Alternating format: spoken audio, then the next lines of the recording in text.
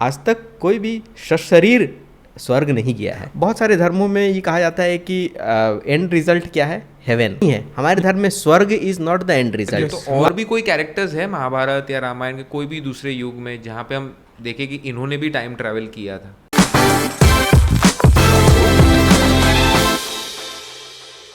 तो ये जो टाइम ट्रैवलर्स की हम बात कर रहे थे, तो और भी कोई कैरेक्टर्स है महाभारत या रामायण के कोई भी दूसरे युग में जहाँ पे हम देखें कि इन्होंने भी टाइम ट्रैवल किया था? एक तो जो हमने शुरू में बोला था काकभूसुंडी जी, वो ऋषि काकभूसुंडी थे, और तो उनकी स्टोरी तो है। और तो उन्हें फिर वरदान मिला था। उन्हें पहले तो श्राप मिला था, क्योंकि उन्होंने मना कर दिया था कि मैं विष्णु की पूजा नहीं करूँगा और मैं सिर्फ शिव की ही पूजा करूँगा। तो शिव ने, क्योंकि शिव स्वयं भी विष्णु की आराधना कर रहे थे, तो उन्होंने कहा कि तुम ऐसे कैसे कर सकते हो, और फिर उसको श्राप दिया कि तुम 1000 साल तक यहीं पैदा होगे, और तुम मतलब जब तक तुम ये नहीं बनोगे फिर से विष्णु भक्त की तरफ, तब तक नहीं होगे। तो फिर जाके उसके बाद फिर एक लोमस ऋषि आए। लोमस ऋषि ने भी उन्हें एक और श्राप दिया, और इन श्रापों के वो फिर फाइनली वो एक कौवे बन गए, क्रो बन गए। और क्रो बन के फिर उन्होंने ये राम को देखा, और फिर राम की भक्ति में फिर विलीन हो गए। और फिर जाके उन्हें आशीर्वाद मिला कि ये राम जितने भी बार आएंगे ये राम को देख सकेंगे और पूरा का पूरा रामायण देख सकेंगे। और गरुड़, और फिर इन्होंने ही फिर गरुड़ को भी बताया था, क्योंकि गरुड़ को एक बार अहंकार हो गया था कि ऐसा कैसे हो सकता है। जब राम को सर्पदंश हुआ था उनके बाण से, जब वो लंका गए थे, तो रावण ने या मेघनाद ने बाण मारा था, तो सर्प वाला बाण था, तो सर्पदंश हुआ था, तो जहर पूरा भर गया था। तो बोला गया कि सिर्फ अब गरुड़ ही इनका जहर निकाल सकता है।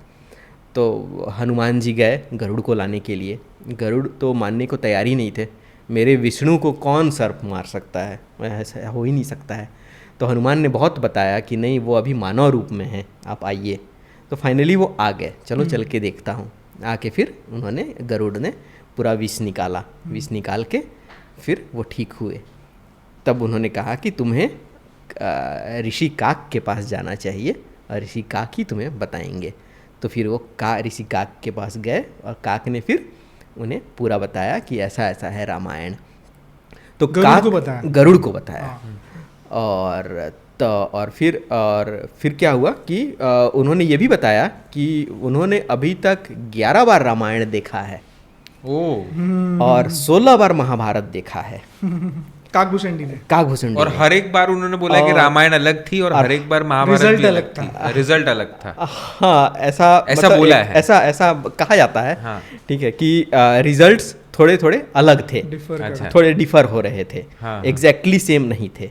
और तो 11 बार रामायण देखा और 16 बार महाभारत। तो इसका मतलब कि वो अलग अलग मल्टीवर्स में भी वो ट्रैवल कर सकते थे। जहाँ पे भी रामायण हो रहा है, महाभारत हो रहा है, वहाँ पे जाके वो देख सकते थे। और एक चीज़ ध्यान देने वाली बात है, इस मनवंतर में अभी तक टोटल 27 महायुग बीत चुके हैं। हम 28th में हैं, और 11 + 16 = 27 होता है। और काकभूषुंडी ने 27 टोटल 27 चक्कर मारे हैं। और वो आने वाले समय में भी अभी रहेंगे। और जितनी बार भी वो होगा, वही गरुड़, वाल्मीकि इन्हें बताएंगे रामायण। तो काकभूषुंडी मतलब कल्कि और कली की फाइट भी देखेंगे, करेक्ट? हाँ, ऑफ कोर्स। यस। तो ये रिपीट क्यों हो रहा है, मेरे को वो समझ में नहीं आ रहा। टाइम स्पेस रिपीट क्यों हो रहा है ऐसे? एक युग रिफ्रेश तो हो ही नहीं रहा फिर। हाँ, ये तो वही स्पेस रिपीट हो रहा है। मतलब एक बार महाभारत हुई, अपना द्वापर में हुई, तो दूसरी बार भी महाभारत ही हो रही है, तीसरी बार भी महाभारत ही हो रही है। तो ये तो फ्रेश हुआ ही नहीं। जितने लोग बनाए हैं, जितने लोग लड़ रहे हैं, मर रहे हैं, वही चल रहा है। लेकिन किरदार अलग अलग हो रहे हैं। किरदार हो रहे हैं अलग। सॉरी, धृतराष्ट्र मतलब अगर नहीं, धृतराष्ट्र वो किरदार ही रहेंगे। उसके अंदर जो आएगा वो Soul, अलग हाँ, होगा, हाँ, वो अलग होगा, ठीक है। क्योंकि देखिए ये जो सिस्टम पूरा तैयार किया गया है, ये किस लिए तैयार किया, पर्पस क्या है? पर्पस ये है कि यहाँ से एक पुण्य आत्माएं निकलें, जो कहाँ जाएं, वैकुंठ जाएं, ताकि मोक्ष। वैकुंठ का गवर्नेंस चल सके, हम्म, ठीक है, ताकि वैकुंठ का चल सके, वहाँ से उन्हें पवित्र आत्माएं चाहिए। यस, और ये ऐसे ऐसे काइंड ऑफ मशीन आप ये इसको ले filtration लीजिए। है। फिल्ट्रेशन है, ये फिल्ट्रेशन है। तो आप डेली जाके नया नया वाटर फिल्टर तो नहीं खरीदते हैं घर पे, सेम वाटर फिल्टर आप यूज़ कर रहे हैं डेली, करेक्ट? आपको ज़रूरत भी नहीं है, क्योंकि आपको उस प्रोसेस से बस गुजारना है और अच्छी आत्माओं को निकालना है। उस वही ठीक है? खेल खेलो, वही वही खेल खेल खेलो, खेलो। वही खेल खेलो, जब तक फिल्टर आउट होके जाते हो नहीं सकता है ब्रह्मा ने इस यूनिवर्स में, इस ब्रह्मांड में इस तरह का खेल रचा हो सकता है किसी और ब्रह्मांड में किसी और तरह का वाटर फिल्टर लगा हो, वही चीजें चल रही पॉसिबिलिटी, हैं। यस। इसीलिए बोलते हैं energy can not be destroyed, never it can be created. Correct, right. तो वही इसलिए- चल रहा है, वही इसलिए- एनर्जी है, वही घूम रही है। इसलिए हमें यही शिक्षा मिलती है कि किस तरह हम पुण्य आत्मा बने, किस तरह अपने पापों को छोड़े और किस तरह से यहाँ से आगे बढ़े और फिर मोक्ष की प्राप्ति हो। और अगर तो नहीं- मोक्ष की हाँ। प्राप्ति ही हमारे धर्म में एक चीज़ और है, बहुत सारे धर्मों में ये कहा जाता है कि एंड रिजल्ट क्या है, हेवन। यस, हमारे धर्म में नहीं है, हमारे धर्म में स्वर्ग is not the end result, Yes. हमारे धर्म में मोक्ष मोक्ष is the end end result, result. ठीक है। स्वर्ग इज अ लोक हमारे धर्म में। लोक, हाँ हाँ। महाभारत में एक स्टोरी भी है, एक ऋषि मुदगल थे। ओके, ऋषि मुदगल की वो क्या थे कि बड़ी उच्च कोटि के वो ऋषि थे, और वो किसी को चोट नहीं पहुंचाते थे, और वो खाते भी सिर्फ वही थे जो पेड़ों से गिरा हुआ हो, तोड़ के भी मतलब नहीं। तोड़ के भी नहीं। और वो अपना पूरा पाठ करते थे, तप करते थे, सब भला काम करते थे, कुछ भी गलत नहीं था, सब कुछ सही था। तो उनको देख के सब और चर्चा हुई ऋषियों में, देवताओं में, कि ऐसा तो आज तक आया ही नहीं है मुदगल ऋषि की तरह। तो फिर ऋषियों ने फिर उनका टेस्ट लेने के लिए ऋषि दुर्वासा को भेजा, जो सब जगह पहुंच जाते हैं। दुर्वासा ऋषि आए, हर जगह एग्जाम लेने आ जाते हैं। हाँ, बंदी एग्जाम बन के आए, देने आ गए। लड़की बन के आए क्या? नहीं, पूरे अपने अच्छा, ये अच्छा, में आए। हाँ। बस वो आए और ये जो थे अपना दिन का सब काम करके, पूजा पाठ करके अपना खाना बना रहे थे। वो जो ये से Yes, yes. चुने हुए दानों से और गिरे हुए फलों से अपना खाना बना। उन्होंने कहा कि मैं बहुत भूखा हूँ, दुर्वासा मुझे ने खाना खिलाओ। हाँ, yes. मुदगल ऋषि खाना खिलाओ। तो मुदगल ऋषि ने कहा कि अब तो ऋषि हैं और मेहमान भी, मैं आपको कैसे मना कर सकता हूँ, आइए। उन्होंने खाना दिया, उन्होंने खाया। अब एक प्लेट उनके लिए दिया, एक अपने लिए थोड़ा बचा के रखा। Yes. वो खा गए, बोले कि मुझे और खाना है। ये अपना खाना भी दे दिया, खाइए, आप जो है देवता हैं, आप खाइए। Yes. तो वो अपना खाना, वो पूरा खाना खा गए। दूसरे दिन फिर हुआ, फिर आए। दूसरे दिन फिर वो आगे खाते वक्त जैसे वो खाना बना रहे थे, मुझे खाना है। उस दिन भी वो खाना ले लिया, उन्होंने नहीं खाया। ऐसा महीनों बीत गया, उन्होंने, मुदगल ऋषि ने कुछ नहीं खाया और गुस्सा भी नहीं किया। अच्छे से वो आए और उनको दिया। तो ऐसा चलता रहा।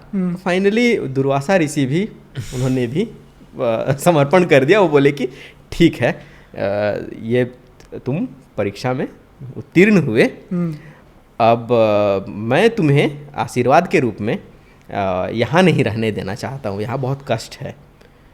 तुम आज तक कोई भी सशरीर स्वर्ग नहीं गया है, तुम सशरीर स्वर्ग जाओगे, मतलब शरीर के साथ स्वर्ग जाओगे। मैं तुम्हारे लिए अभी प्रबंध करता हूँ। और तभी वहाँ से यान आया, यहाँ पे कि अप्सराएँ थीं, और अप्सराओं ने फिर उनको बोला कि आइए, आपको सशरीर हम स्वर्ग ले जाते हैं।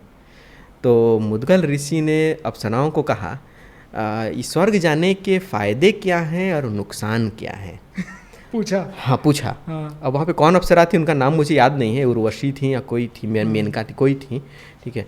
तो उन्होंने जवाब दिया कि फ़ायदा ये है कि आप वहाँ आराम से रहेंगे, आपको कोई कष्ट नहीं होगा, आप बस सोचेंगे और आपके सामने वो चीज़ हो जाएगा, आप जो चाहेंगे वो हो जाएगा, जहाँ जाना चाहें आप क्षण भर में आप वहाँ पहुँच जाएंगे। ये फ़ायदा है। और नुकसान ये है कि आप वहाँ पे पुण्य का अर्जन नहीं कर सकते, आपको पुण्य वहाँ कमा नहीं सकते, न्यूट्रल है वहाँ पे, पुण्य नहीं कमा सकते। हाँ, वो सिर्फ लोक में कमा सकते हाँ, लोक में कमा सकते हैं। तो फिर उन्होंने कहा कि अगर पुण्य ही नहीं कमा सकते तो मुझे मोक्ष कैसे मिलेगा, और मुझे मोक्ष चाहिए, स्वर्ग नहीं चाहिए। तो वो वहाँ मतलब जाते तो ट्रैप हो जाते, वहीं पे रह जाते तो क्योंकि वहाँ पुण्य तो जुड़ नहीं रहे। हाँ, जाते तो तब तक रहते जब तक कि उनका पुण्य खत्म नहीं होता है, या जब तक कि वो खुद नहीं डिसाइड करते ठीक है आप थोड़ा आराम कर लिया, अब जाके पुण्य कमाना अच्छा। है। हाँ, क्योंकि फाइनल एम तो मोक्ष है, वो परम ब्रह्म में मिलना। तो उन्होंने फिर कहा कि नहीं, मैं नहीं जाऊंगा, क्योंकि मुझे तुम्हारे साथ स्वर्ग नहीं जाना है, मुझे वहाँ जाना है डायरेक्ट मेरे ईश्वर के पास, वैकुंठ लोक। और मैं उसके लिए जब तक वो नहीं होता है तब तक मैं अपना कर्म करता रहूँगा यहाँ पे जो कर रहा हूँ। नाइस। तो यहाँ से हमारे इसलिए ये पता चलता है कि हमारे सनातन धर्म में ये बताया गया है कि मोक्ष इज द अल्टीमेट थिंग, स्वर्ग is not the ultimate thing. हाँ, राइट।